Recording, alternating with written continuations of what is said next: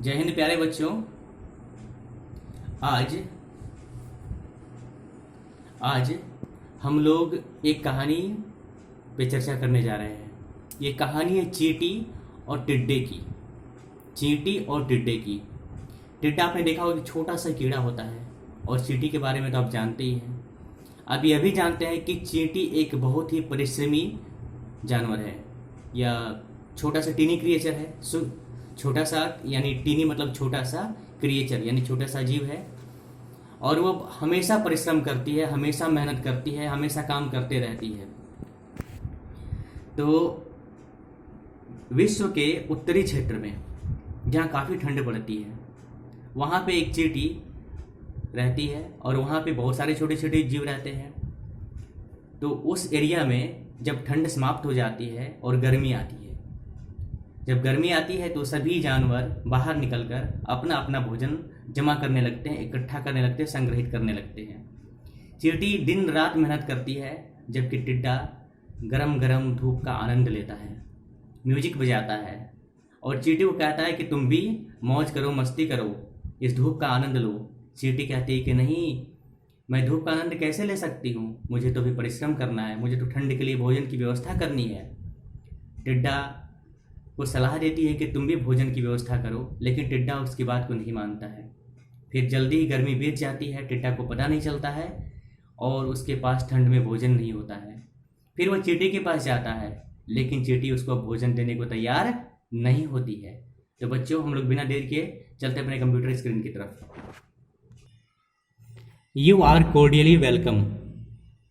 कोर्डियली मतलब हार्दिक। आपका हार्दिक स्वागत है टू माय चैनल, यानी मेरे चैनल पे आपका हार्दिक स्वागत है। Today we will discuss about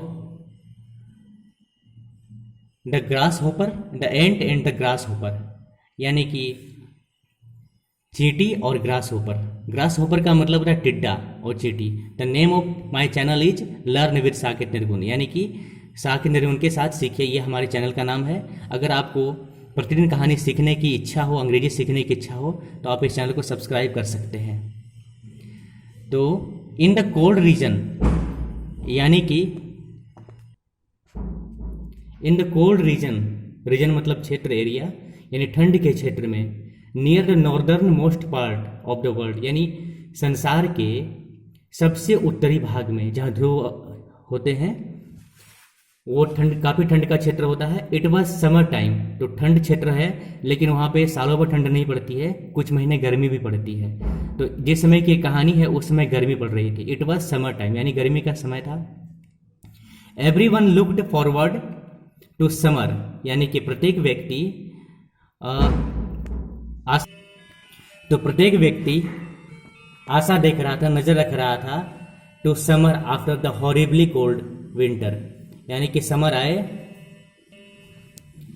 कि एवरीवन देयर लुक्ड फॉरवर्ड, यानी सभी कोई आशा देख रहे थे, टू समर यानी गर्मी की आशा देख रहे थे, आफ्टर हॉरिबली कोल्ड विंटर, यानी कि भयानक ठंड के मौसम के बाद सभी कोई गर्मी की प्रतीक्षा कर रहे थे कि कब गर्मी का मौसम आए और कब हम लोग। द सन शोन ब्राइटली, यानी सूरज, साइन मतलब होता है चमकना, तो साइन का V2 है। द सन शोन ब्राइटली, यानी कि सूरज पूरी तरह से चमक रहा था। ब्राइट मतलब ही होता है चमकना, ब्राइटली यानी चमकते हुए। The sun shone brightly and all the creatures, creatures मतलब जीव जो जीवित हों, तो all the creatures were happy. तो ठंड के क्षेत्र में जब सूरज चमकता है, जब गर्मी पड़ती है, तो सभी कोई बहुत ज़्यादा प्रसन्न हो जाते हैं। The grass hopper is a jumping and chirping insect, यानी कि ग्रास होपर एक कूदने वाला और चहचहाने वाला कीड़ा है। इसे हिंदी में टिड्डा कहते हैं। The grasshopper was relaxing, यानी ग्रास होपर आराम कर रहा था, एंड प्लेइंग म्यूजिक हैप्पीली, और खुशी से म्यूजिक बजा रहा था। तो वो ठंड के बाद जब गर्मी का मौसम था, तो उसमें टिड्डा बहुत खुशी खुशी म्यूजिक बजा रहा था। He was content to play music, तो कंटेंट का मतलब होता है सेटिस्फाइड, यानी संतुष्ट था, कि वह म्यूजिक बजाकर वह संतुष्ट था। एंड सिट इन द सन, सन का मतलब यहाँ सूरज नहीं बल्कि धूप होगा। तो द टिड्डा was sitting, the grasshopper was sitting in the sun, यानी टिड्डा धूप में बैठा था और म्यूजिक बजा रहा था, और इससे ही वह संतुष्ट था। The kept the ant kept scurrying up and down carrying the grains of wheat, यानी कि चींटी छोटे छोटे कदमों से तेज चलते हुए माल ढो रही थी, सामान ढो रही थी, खाने पीने का अनाज ढो रही थी। Carrying the grains of wheat, तो वेट का मतलब गेहूं, तो वो गेहूं के दाने ढो रही थी। She looked tired and hot, तो चींटी थकी हुई और गर्म दिख रही थी। She must have worked for long time, तो वो थकी इसलिए थी क्योंकि उसने अवश्य ही लंबे समय तक काम किया होगा। फॉर ए लॉन्ग टाइम मतलब लंबे समय तक। सी मस्ट हैव वर्कड यानी काम किया होगा। Why are you bustling and why are you bustling, टिड्डा ने पूछा, चींटी से पूछा कि why are you bustling. Bustling मतलब वर्किंग बिजीली एंड इनर्जेटिकली, यानी कि तुम इतने बिजी होकर और इतने पूरी शक्ति के साथ, पूरी एनर्जी के साथ क्यों काम कर रही हो। अबाउट इन दिस विंटर, अभी से इस ठंड के मौसम के बारे में अभी से ही इतना काम क्यों कर रही हो। The grasshopper asked the ant, यानी ग्रास होपर ने एंट से पूछा कि तुम इस ठंड के मौसम की तैयारी के लिए अभी से इतना ज्यादा मेहनत क्यों कर रही हो।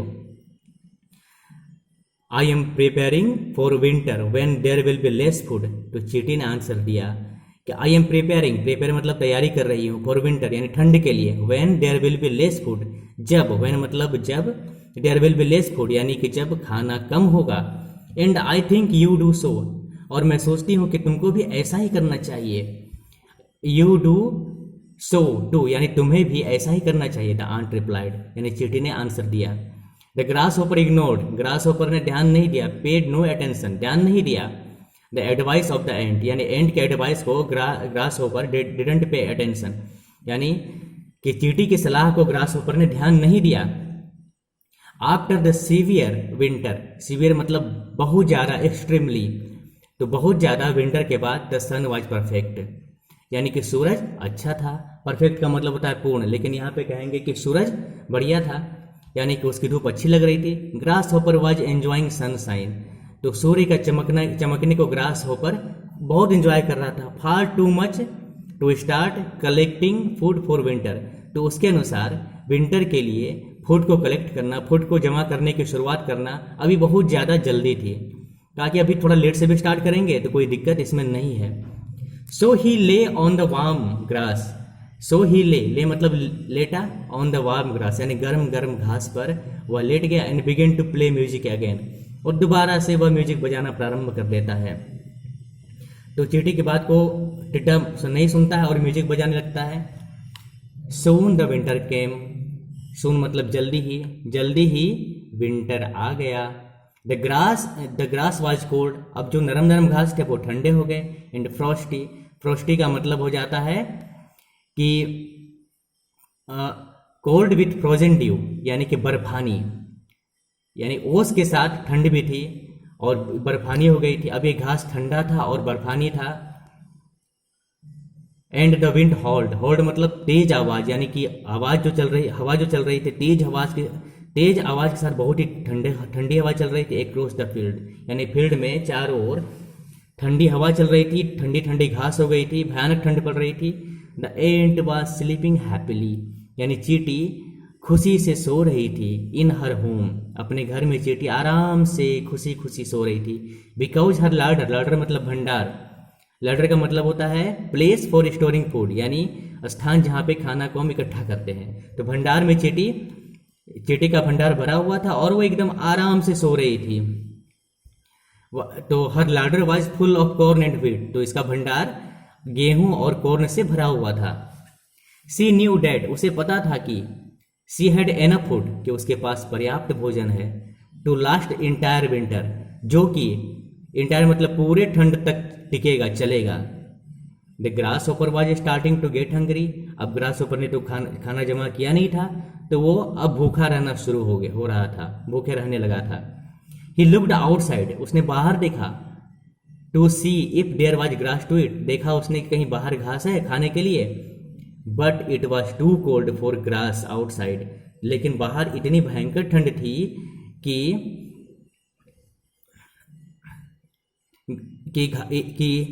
बाहर ये ग्रास ग्रो नहीं कर सकता था, उग नहीं सकता था। So there was no food, इसलिए वहाँ पे भोजन नहीं था। फॉर द ग्रास होपर, यानी ग्रास होपर के लिए वहाँ पे खाना नहीं था। For a while the grasshopper wandered, कुछ समय, फॉर ए वाइल मतलब थोड़ी देर तक, the grasshopper was wandered यानी चिंतित हुआ। व्हाट टू डू का मतलब हुआ कि क्या करूँ, कि मैं इसका क्या समाधान निकालूं। सडनली ही रिमेंबर्ड, सडनली मतलब अचानक उसे याद आया, that the ant would always have some food, कि उस चींटी के पास हमेशा कुछ न कुछ खाना अवश्य होगा। So he went in to the cold wind, इसलिए वह उस ठंडी हवा में गया। कहाँ गया? एंड वॉक्ड यानी चला, टू द एंट्स हाउस यानी कि चींटी के घर पे वो चला।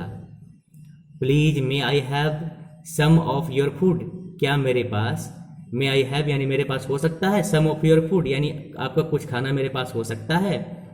The grass hopper bagged, grass hopper ने मांगा या प्रार्थना किया, और अगर यदि सीधे सीधे कहें तो भीख मांगा। बेग मतलब भीख मांगना भी होता है। तो ग्रास होपर ने उसे रिक्वेस्ट, विनय विनती किया कि क्या मेरे पास आपको कुछ खाना हो सकता है। द एंट वाज एंग्री, चींटी गुस्सा हो गई। एंड इरिटेटेड, और चिढ़ भी गई। एनॉयड, खिन्न हो गई। Because he had worked very hard, क्योंकि चींटी ने तो बहुत ज़्यादा मेहनत किया था। टू कलेक्ट एनफ फूड यानी पर्याप्त भोजन जमा करने के लिए चींटी ने हार्ड लेबर किया था। फॉर द लॉन्ग विंटर मतलब लंबे समय तक किया था। For the long winter months ahead यानी कि ये विंटर महीने, लंबे विंटर महीने से बहुत पहले उसने बहुत ज़्यादा परिश्रम किया था। If you had not been so lazy, अगर तुम इतने आलसी नहीं होते, and had prepared for the winter और ठंड के लिए तैयारी की होती, एज आई सजेस्टेड जैसा मैंने सजेस्ट किया था, सलाह दिया था, you would not be hungry now, तो तुम भूखे नहीं रहते अभी। I don't have any extra food for you, मेरे पास एक्स्ट्रा तुम्हारे लिए कोई एक्स्ट्रा फूड नहीं है। द एंट वेंट बैक यानी कि चींटी वापस गई टू हर वार्म फायर अपने गर्म आग के पास। एंड स्टॉक्ड कबर्ड्स, कबर्ड्स मतलब अलमारी और स्टॉक्ड मतलब जायजा लेना, तो अपने गर्म घर में गई और अपने अलमारी का जायजा ली।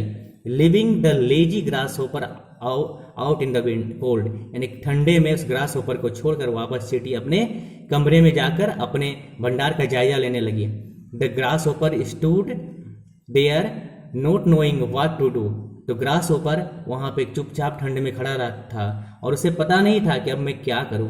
तो बच्चों इस कहानी से हमें ये शिक्षा मिलती है कि कीप द आर्मामेंट, क्षमा कीजिए, आज का कोट्स ये है, keep the armament as much as self respect does not have to be mortgaged, अर्थात कहने का तात्पर्य है कि अरमान उतने ही रखो, आर्मामेंट मतलब होता है अरमान, अरमान उतने ही रखो कि स्वाभिमान गिरवी न रखना पड़े। अर्थात यहाँ पे टिड्डा ने ऐसा अरमान रखा कि इसको स्वाभिमान गिरवी रखना पड़ गया, यानी कि उसने पहले तो एंजॉय किया लेकिन बाद में स्वाभिमान को गिरवी रख के उसने भीख भी मांग लिया।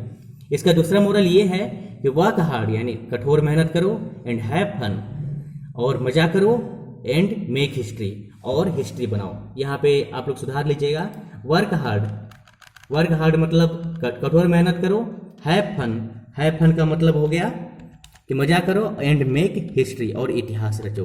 तो बच्चों आज के लिए इतना ही, आपके उज्जवल भविष्य की हम कामना करते हैं। बहुत बहुत धन्यवाद। जय हिंद।